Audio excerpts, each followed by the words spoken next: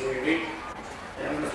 వారు జరిగినటువంటి కార్యం బట్టి మా కృతజ్ఞతలు తెలియచేస్తున్నాను.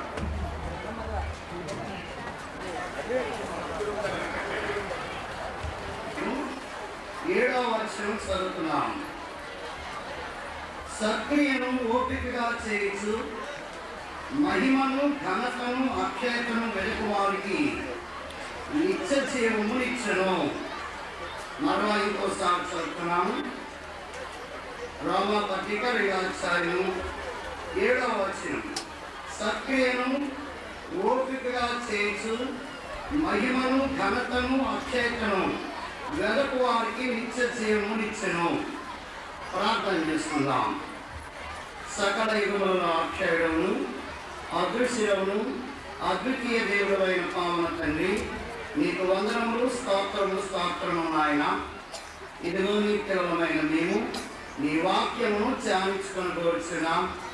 ఈ మధ్యాహ్న కాల సమయంలో ఈ ఆఖరి వర్తమానమును మీరు దీవించి నీ మహిమ కొరకు వాడుకొనమని యేసు నామమున మా కొరకు సమస్తము ఇచ్చివేసుకొని ఆత్మపూర్ణులుగా చేర్చుకున్న యేసు నామమున వేడుకొనుచున్నాం తండ్రి. దేవుని ఆయన సాన్నిధ్యంలో విశ్వాసంగా నిత్య జీవమును పొందగలిగే భాగ్యము దేవుడు మనందరికీ అనుగ్రహించును కాక. దేవరాజ్య విషయములు దీనమతిని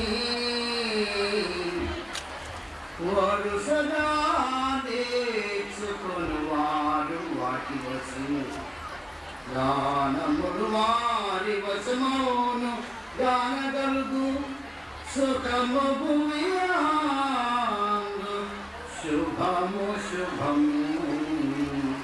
దేవరాజ్య విషయములు దీనమతిని వరుసగా నేర్చుకుని వారు వాటి వశము దానములు వారి వశమౌను గానగలుగు సుఖము భూమియందు శుభము శుభము.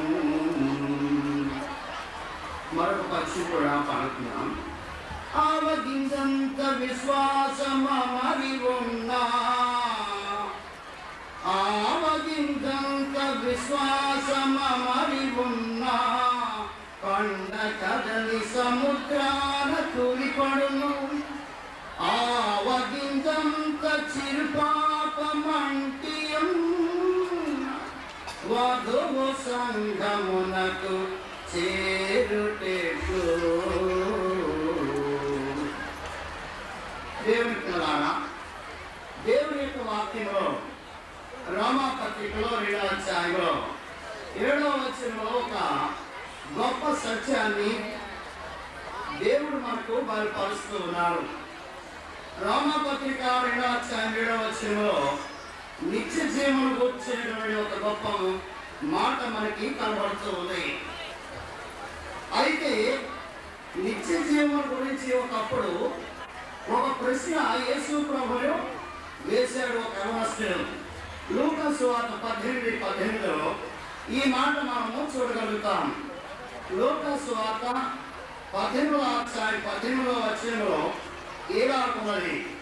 ఒక అధికారి ఆయనను చూచి, సద్బోధకుడా, నిత్య జీవనముకు వారసుడనుగా నేనేం చేయగలను అని ఆయనను అడిగాను.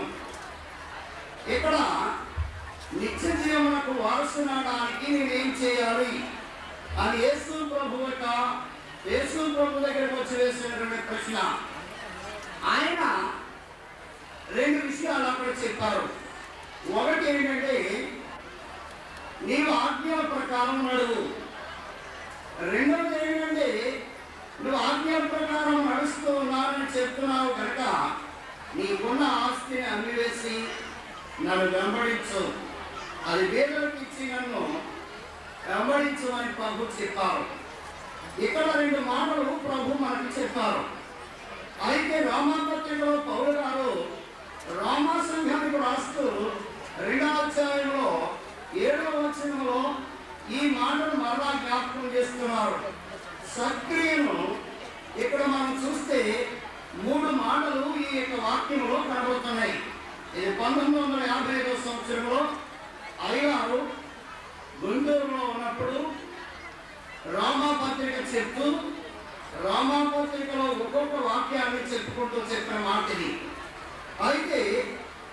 అధ్యాయంలో 7వ వచనంలో 3 విషయములు మనం చూడగలుగుతున్నాం. అదేంటంటే, ఒకటి సక్రియ, రెండవది ఏంటంటే ఓపిక, మూడవది వెలుగుట. ఈరోజు 3 మాటలు ఇందులో మనం జ్ఞాపకం చేసుకుందాం. మొదటిది సక్రియ. ఈ సక్రియను గురించి ఆదికాండంలోనే యెహోవా దేవుడు కయీనుతో మాట్లాడినప్పుడు అన్నాడు, నువ్వు సక్రియ చేస్తే తలెత్తుకొనవాలి. కనుక సక్రియ అనేది చాలా ప్రాముఖ్యమైనది. ఈ మంచి క్రియల గురించి మనం అక్కడ వాడుకుంటూ దేవుడు చెప్పిన మాట మనకు కనబడుతుంది. అయితే సక్రియ అనే మాటల గురించి ముందుగా మనము ధ్యానించేద్దాం. సక్రియ అనగా మంచి పని. ఈ సక్రియంగా నీవు నీకు తెలిసినటువంటి విషయములను జ్ఞాపకం చేసుకొని నీవు మంచి పని చేయగలిగితే, మంచి అనుకున్నటువంటి విషయాన్ని తెలుసుకొని ఆ ప్రకారం నడవగలిగితే, ఆ పని నీవు చేయగలిగితే నువ్వు సక్రియను పొందుతావు. మొట్టమొదటిగా సక్రియ వల్ల సద్భక్తి వస్తుంది. సద్భక్తి వల్ల హింస వస్తుంది. హింస వల్ల ఓపిక నశిస్తుంది. కనుక సక్రియ వల్ల సద్భక్తి కలుగుతుంది అని చెప్పి మనము చూస్తున్నాం. ఇందాక జానయ్య గారు మాట చెప్పారు పాపాన్ని గురించి. అయితే నాకు ఒక మాట జ్ఞాపకం వచ్చింది. ఇక్కడ కూర్చొని వింటున్నప్పుడు పాపం యొక్క బరువు ఎంత అనే దాని గురించి చెప్తూ అయినా ఒక మాట చెప్పారు. ఇసుక బరువు, ఇసుక కంటే ఇటుక బరువు, ఇటుక కంటే బండ బరువు, బండ కంటే కొండ బరువు, కొండ కంటే పర్వతం బరువు, పర్వతం కంటే పాపం బరువు అని చెప్పారు. ఇప్పుడు పాపం బరువు ఎంతో చాలా మందికి తెలుసుకుంటుంది. అయితే ఈ పాపం నుండి మనం విముక్తి పొంది సక్రియలు సద్భక్తిని అనుసరించాలంటే సక్రియలు చేయగలిగి ఉండాలి. సక్రియ చేయడానికి గురించి ఇక్కడ మనం చూస్తున్నాం. సక్రియ నీవు చేయగలిగితే అప్పుడు నీకు ఏం కలుగుతుందంటే, సక్రియ వల్ల మంచి పని చేయడం వల్ల కొంత శ్రమ వస్తుంది. ఆదికాండంలో సక్రియల గురించి రాశారు. సక్రియ చేసినందువల్ల హేబెలు ఏం పొందాడు అంటే, అతడు హతసాక్షి అయ్యాడు, చంపబడ్డాడు.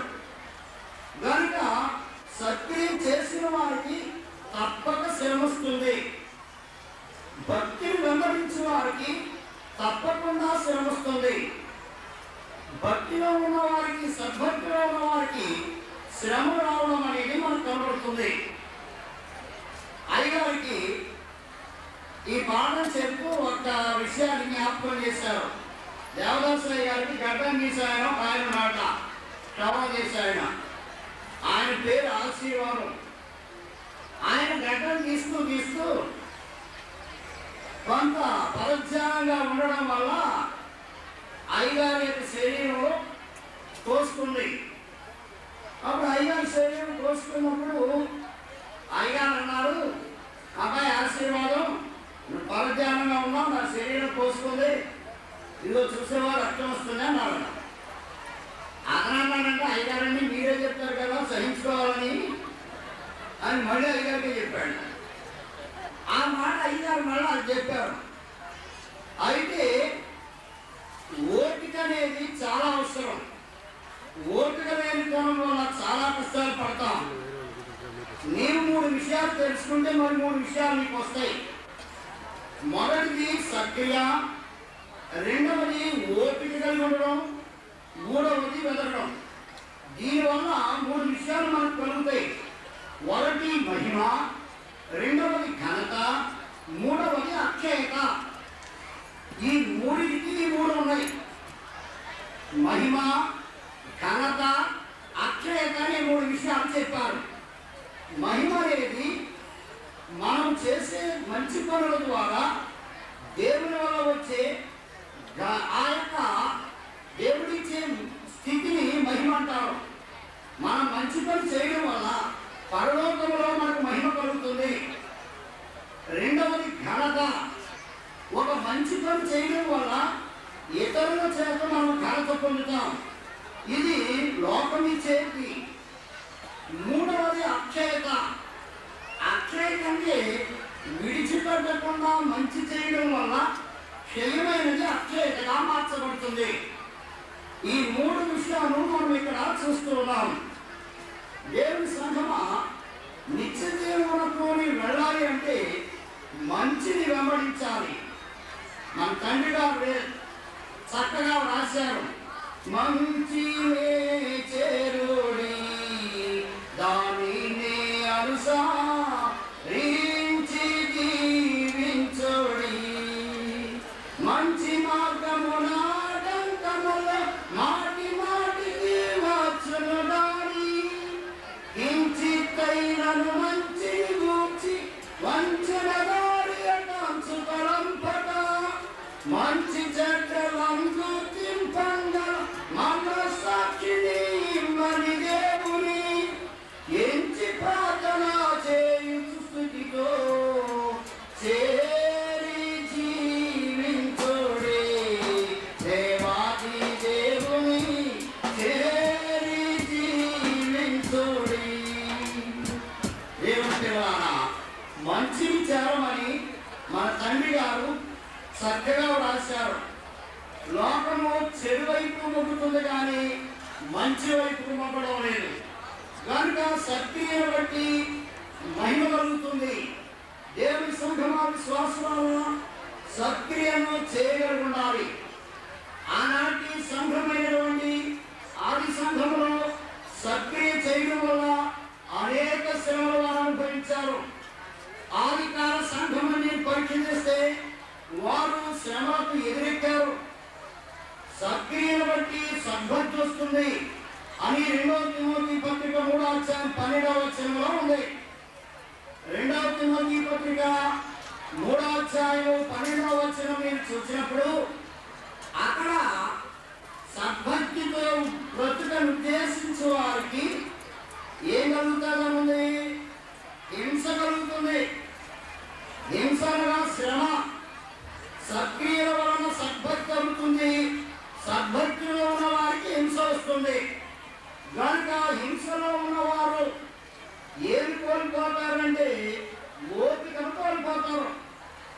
ఈ ఓపిక లేని తనము రేపొద్దున మోక్షమే ఎక్కడవదు. కనుక ఈ ఓపికల గురించి యాకోబు పత్రికలో ఒక మాట మనం చూద్దాం. యాకోబు పత్రిక 5వ అధ్యాయము 7వ వచనం చదువుకుందాం. సహోదరులారా, ప్రభు రాకడ వరకు ఓపిక కలిగి ఉండి, సూర్యుడి వ్యవసాయకుడు తొలకరి వర్షమును కడవరి వర్షమును సమకూడు వరకు విలువైన భూఫలము నిమిత్తము ఓపికతో కాచుకొనుచు దాని కొరకు కనిపెట్టును కదా. ఇది చాలా ప్రాముఖ్యమైన విషయం.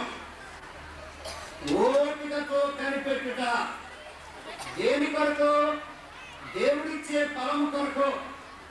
ఈ ఓపికతో కనిపెట్టడం ఎలాంటిదో ఓ మాట మీకు చెప్తాను.